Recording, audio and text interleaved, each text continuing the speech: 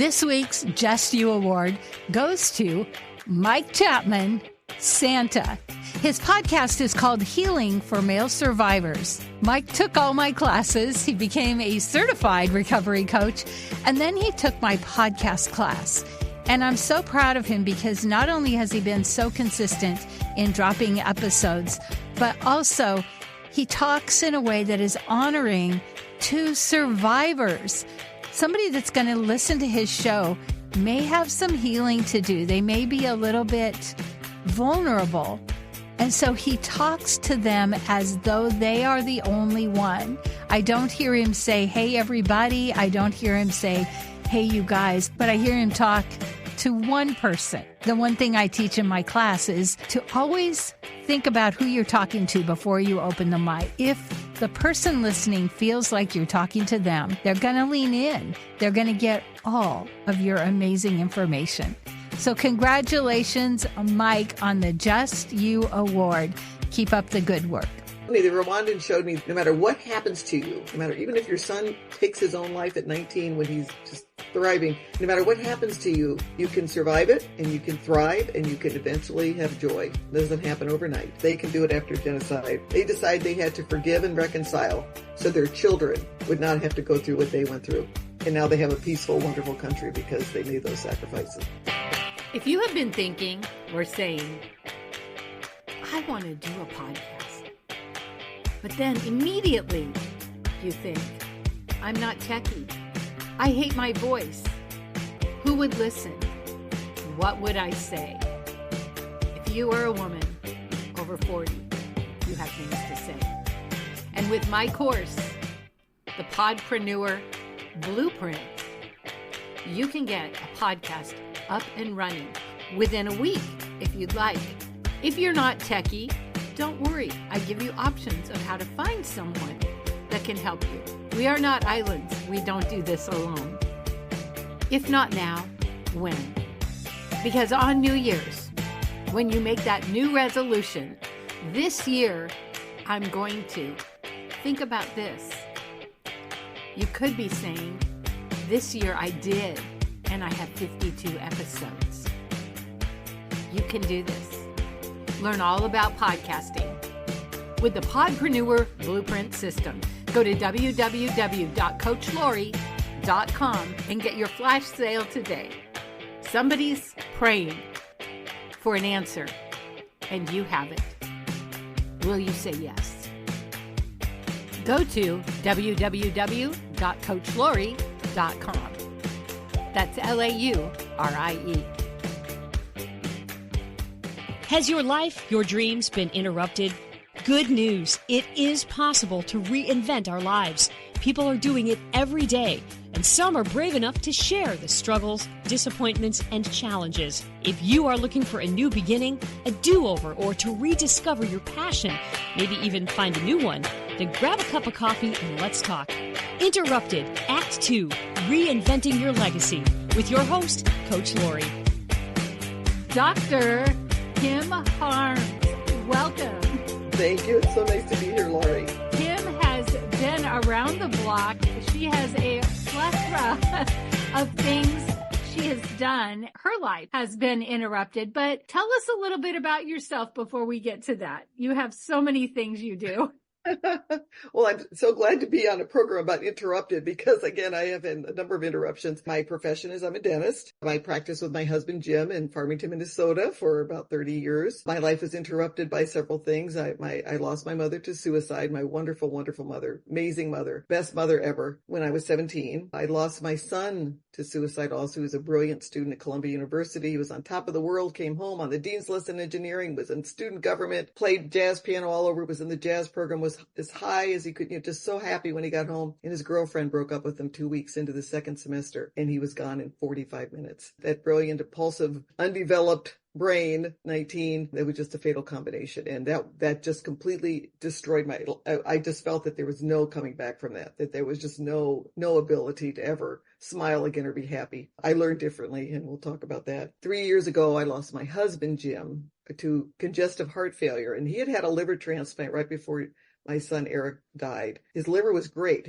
That worked out great, but Before the liver transplant, they checked out his heart. It was just fine because they wouldn't give you a liver otherwise. And a year after my son died, his heart was a mess. They had quadruple bypass surgery, replaced a valve, and eventually he died of what I believe was a broken heart due to the loss of my son. So I had to reinvent my identity as a daughter, as a mother of a son. He was my only son. I have 2 daughters, and as a wife. Face widowhood when you're alone, because I married at 19. We were married for 44 years. I'd never been alone in my life, and I'm alone now. So I had to face widowhood.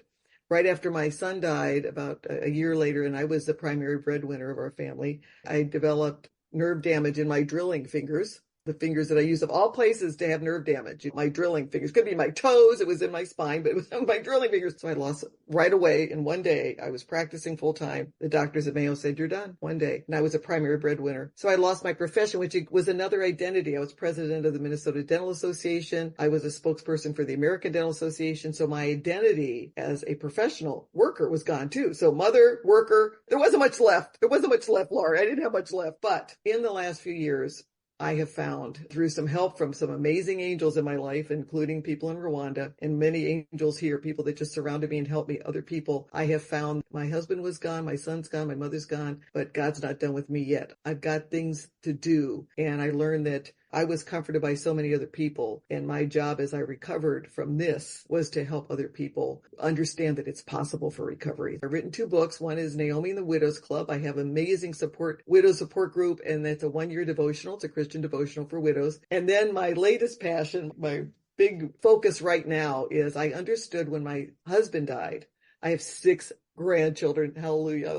I just love those little buggers to death. My husband's death was so hard on them and my children, and of course on me. And of course, I'm looking around saying, oh my gosh, how do we prepare for this? How do we emotionally prepare the people that are going to live beyond us for the fact that we're going to die? How do we do that? And so I've become focused on getting our legacy in order. What is our legacy? Love, education, laughter, all the legacies we can leave. Art, there's thousands of legacies we can leave our children. What can we leave them, and what can we do for them so that they are emotionally prepared, like an emotional life insurance plan for when we die? How can they be emotionally prepared? And part of it too is getting all of our affairs in order so they don't have to search around the house trying to find everything when we go, kind of cleaning up, shedding our stuff, which is really hard because I'm kind of a hoarder, shedding all of our stuff and getting rid of our stuff. But I really believe that one of the best ways we can show our love for our children and grandchildren is to prepare them for our death. It's kind of a lot of work, but it's very rewarding. It's very freeing.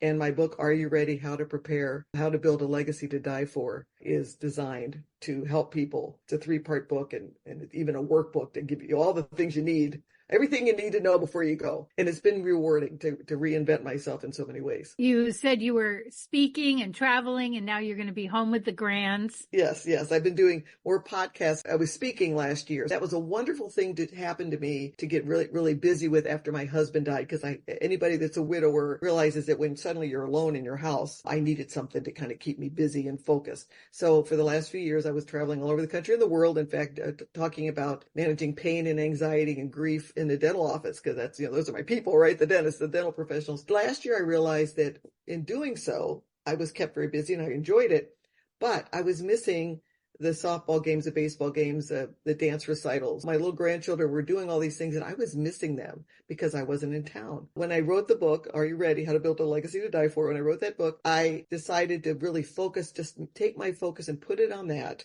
Instead of traveling to speak all over, working through podcasts is a way that I can help spread this information to as many people as possible. And so thank you, Laurie, for having this podcast with the interrupted title. So I'm just going, yay, these are my people. I'm just in awe of all that you have walked through. Your book about how to prepare, you also talk probably about grief as well as in the Naomi book. In the Naomi book, which is for widows, a devotional, of course, there's a lot of discussion about grief. With the Are You Ready book, when I talk about the legacies, one of the biggest legacies you can leave, and this one that I'm trying to leave, is one of encouragement. And I talk about the details of the grief that I went through with my husband and my son and my mother, and the encouragers that were around to help me. I had people just coming out of the woodwork that would say something or do something including Rwanda. I never knew anything about Rwanda. There was a genocide back in 1994. I was raising my children. It didn't really affect me personally. I felt so sorry for all the people that were killed. Almost 800,000 to 1 million people were killed. How horrible that was. It didn't resonate like it did when I lost my son. I started coming in contact with Rwandans. I read a book, Left to Tell by Immaculée Ilibagizi, a fabulous book. I was able to see her speak. She's this amazing, wonderful, loving, joyous woman. She lost her entire family in the genocide and survived in a bathroom. God just kept tossing Rwanda in front of me. And before you knew it, I was with a dear friend of mine who was on the board of Books for Africa, which is the largest shipper of donated books to Africa. And we raised money for an Eric Harms Memorial Library at the beginning, which was so helpful to me so I can leave a legacy for my son and then now eventually my husband. And now we have 65 libraries and there's 350,000 books all over the country, computers. I'm able to go visit quite a bit. But for me, the people there, when I went there to visit the first time and they learned I had lost a son, they just surrounded me and hugged me. These women especially they had lost children too. They had lost spouses. They had lost family. They helped me to realize, and if you look at that country, it was the worst devastation you could imagine where your neighbors are killing you. It's not even an invading army. It's your neighbors. They, through justice, because the killers did go to jail, through forgiveness. Oh my gosh. How can you forgive genocide? I mean, how do you do that? And then reconciliation. And they now have reconciled their country because they decided that unless they could forgive and reconcile and reunite with these people after they served their time in prison, which now they're back, if they didn't do that, their children would suffer the same way that they did. And so these people have built through this amazing process a country that is safe. It's as safe as going to Canada. It's a State Department level 1. There are places in Europe that we go to all the time that are level 2, but Rwanda is level 1. I go there by myself. I'm safe. It's a beautiful place, wonderful people, a great place to visit. If you're going to go to Africa, you take a trip to Rwanda. You will never regret it. That is so amazing. Things are lining up because I'm right now developing a workbook. I wrote the workbook and they're putting it together. We're going to have a workshop where I'm going to go over these things. We're going to have 2 signatures or notaries so they can get their healthcare directive written and signed right then. We're going to do some legacy. We're going to have people asking legacy questions with their phones and holding them up so they have a little legacy thing. We're going to have a lawyer talking about wills. I really love that concept of writing legacy love letters to our family so that after we die, they get the letters. It just helps, I think, make that transition so that they realize this is part of life. She knew she was going to die. She's okay. This is part of life instead of all the stuff, the emotions we go through after a death. You're facing it with your family. In the book, I have templates. Oh, Because it's hard for people to write. I have templates in the workbook for legacy love letters, apology letters, reconciliation letters. I have templates so you can fill in the blanks. And I have a bunch of words like love. I have a bunch of words that when your brain, you're suffering that grief fog of maybe knowing you're going to die, that you can't think and you can't come up with words. I got words all listed so that people can write those love letters easily. They can just fill the blanks in and add whatever they want, but at least they have something that they can, have in their little legacy binder so that when they're going through it after they die, they pull out the letters and there they are. So what came first? started with the grief, and then I wanted to write this book about Are You Ready, the legacy book. And I just felt that I had this wonderful encourager, Naomi Rhodey. I felt we needed to do that first. I wrote the widow's book first, which has a lot of grief in it. And then I started writing the legacy book. And as I was writing the legacy book, I realized I needed to get more information. I wanted to have the information to write the book so that I could speak with some authority. I became a death doula. I got certified as a death doula. And through that education, I got so much more information on death and dying. And the death doula has many parts. One of them is the legacy planning. So I fit right into that one. So I became a death doula in part so I could write the book with some authority. So I did the research, and that was part of my research. I'm now going to be getting more involved. I have another friend that's going to be a death doula. We're increasing the death doulas among my friends, and we're talking. She had a book called Shed. So we're talking about helping people shed their stuff. That's going to be part of her stuff, is getting rid of the stuff, because we become attached to it. We get emotionally attached to our stuff and our china that we think the children are going to want because we saved it from generation to generation. It's so valuable. And they're like, I don't want your china. I don't have any place to put it. And it's depressing to us, but it shouldn't be that we have independent children who are not attached to their stuff like we are, but it's painful. So we're going to kind of come together and just help us get through those periods of life so that we're free at this fourth quarter. I'm in the fourth quarter of my life, just speaking biologically, I'm at the fourth quarter. So we can free up our fourth quarter to just love people and enjoy our lives and not be held down by the stuff that we have. and the place that we live that maybe it might not be appropriate for us if we've got I've just got a hip replaced, I don't have stairs because I'm now in a small place. We're trying to really work together to really help people move forward. But it's the death doula is a fascinating field. I'm really enjoying it. I listened to this podcast, Two Dusty Muffins, and their former Seattle radio anchors. They were just talking about that. They're in their 60s and one's, I think, in her 70s. And they're like, our kids don't want our stuff. What are we going to do? My children were a little blunt about this. And I have a very good relationship with my girls. I say, just tell me what you need to tell me and I'll get over it. My daughter and my son-in-law, we had a cabin with a very big shed, boat shed. And we had lots of stuff in it because we'd moved from a 5-bedroom house down to a little condo. It was our dream cabin. We were going to retire there. And obviously we didn't because my husband died on me. But before we died, my daughter and her husband said, okay, Kim and Jim, before you die, you have to clear out that shed. You cannot leave us with that shed. And it was like, oh no. And of course my husband did not listen to them because he went and just died anyway. So I had to clean out the shed and it's done. I actually even sold the cabin because they didn't want the cabin either. That was going to be our heritage forever. They were going to have this wonderful cabin. It takes maintenance. My daughter's married husbands who had closer cabins. They didn't really want ours. And so I had to come to terms with that emotionally because that was our cabin. We built it from scratch and it was just, it was the woods and we built the cabin. My son was there. He used to help, there was so much there that I was emotionally attached to because my son and my husband worked there and it took some time. But I did it and it's sold and it's done. I feel so free. I'm not attached to it anymore. And it was a lot of work to maintain. So it's like a grief process. It's like part of the task of mourning. We have to process the grief and getting rid of our stuff. But when we do, we're so much freer at the end. And every person that I've talked to that has done that feels so much better when it's gone because many people will not move out of an inappropriate home with stairs. It's just not good for them as they get old. Because they don't know what to do with their stuff. So that stuff is tying them down. And so freeing yourself from the stuff is part of our aging process and getting ready. It's like clean up your mess in kindergarten, right? Clean up your mess. We're getting ready. It was our mess. We collected it over, 50, 60 years. We got to get rid of it. Find a good new owner, and that's part of the process. And you said when your kids said, we don't want this, that you had to work through it and that it was grief. Can you talk a little bit about that? When you think about it, first of all, you have to kind of get your brain around it. We are becoming emotionally attached to stuff. Even if it's grandma's china, it's just stuff, but it's hard. Luckily, one of my daughters likes china, so at least I got that going over. But the other one doesn't. Isn't it wonderful that our children are in a place where they don't need our stuff? That takes some time. I'm there now because I sold the cabin, but it's a processing. It's like a grief. There are tasks of grief that we go through. One of them is processing the grief. We have to process that grief. But I think what people do is they become paralyzed, is they start to think, oh my gosh, and they don't want to think about it. So they don't do anything about it. And then at some point it becomes critical. I just lost a niece. She was 54. And before she died, she had terminal breast cancer.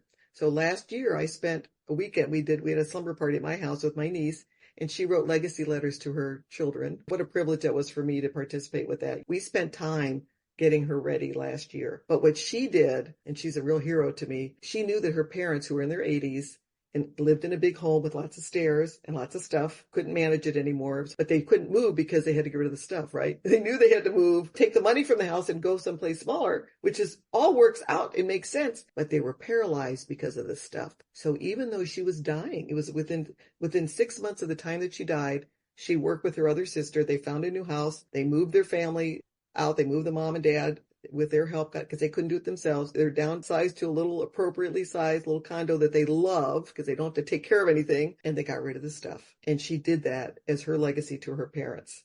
And I just thought that was just one of the most beautiful things ever. The message really is, I'm 67 and I'm downsizing. Don't wait till you're 80, because we're going to come to a time, not only does the stuff prevent us from moving on, our age prevents us from moving. We're not going to be any healthier than we are right now. When I'm 77, I probably need another hip. I got one hip gone. I've got body parts replaced. I'm not going to be better in 10 years. I'm going to be worse. Let's get that in our heads. We know it in our heads. It's not in our hearts yet. So we need to translate that down into our hearts to know that we need to get rid of this stuff as a show of love to our children. We think the show of love to our children is giving them our china, but our show of love to the children might be disposing of the china so they don't have to get rid of it. We need to rethink that, but it's hard. It's processing grief to get. I'm not all the way through the process, because if you looked at my closets right now, you would see that I still have a little bit of an issue, but I'm not all the way there. But I probably 90%. I got 90% gone, and I'm still working through the rest. It's freeing. Wow. We are talking with Dr. Kim Harms. She has 2 books. Naomi and the Widows Club, which is a 1-year Christian devotional for widows. And the one that we're talking about more now is Are You Ready? How to Build a Legacy to Die For. And right now, for a limited time, it's going to be on Amazon for 99 cents for your Kindle. So I just want to make it available. It talks about legacy building. It also talks about facing death and dying. We kind of have to do that. But the last part is a workbook that has templates for legacy letters, templates for writing letters for maybe marriage, graduation, all those things, letters for apology, letters for forgiveness, and then all the little things you need to do, like your passwords. It's got a whole workbook section so that you have everything in one area. I have a 3-ring binder, a thick 3-ring binder. Everything that my kids are going to need to process my death is in that 3-ring binder, including the title to my car, all my information about selling. They'll need to sell the condo, my birth certificate, my husband's death certificate, my social security number. The only thing I haven't gotten in is I'm a veteran and I have to get my veterans papers. But all those things that they're going to need, your children, when you die, they're in that shock area. They're in that area where they're like a zombie and they can't think well. Everything is in that one little container, as well as my legacy letters. So as they're going through that, processing my death,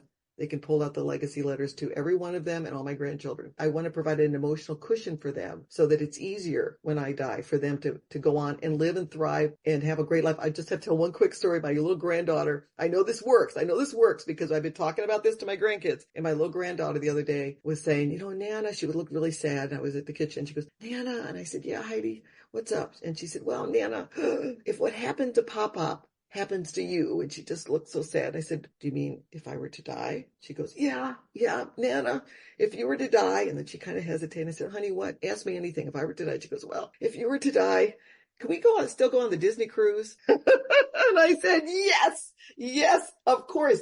Success, because they know the way they honor me the most is to have joy and to thrive in their lives. That's how they honor me. And I tell them before I die, so they aren't going to have guilt. Hopefully after I die. They're not going to say, oh, I can't be happy because Nana's dead. No, be happy. Be happy because I lived. Be happy because I showed you my love. So I know that at least in one of my 6 grandchildren, this process has worked. Before we go, we have talked about so many amazing things. What is it, if you were to put in a nutshell, that you really want us to know? If you're a widow or a widower and you're suffering loss and grief, I want you to know what the Rwandans taught me. And that is, it's hard to work through the process. It requires fighting. Grief requires fighting to get through, but fight.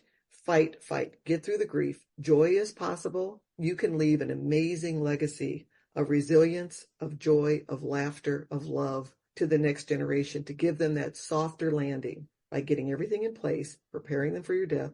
Give them that softer landing so that when you die, they're not going to have to suffer as much. They will grieve you, but they'll be able to live a happy life and do that without guilt. Oh, that's so beautiful. Yes, thank you so much. This was a wonderful experience. And again, I love the Interrupted podcast. That is just because we get interrupted all the time. Yeah. Our lives do. Yeah. We're reinventing ourselves all the time. And there are people, like you say, that get paralyzed.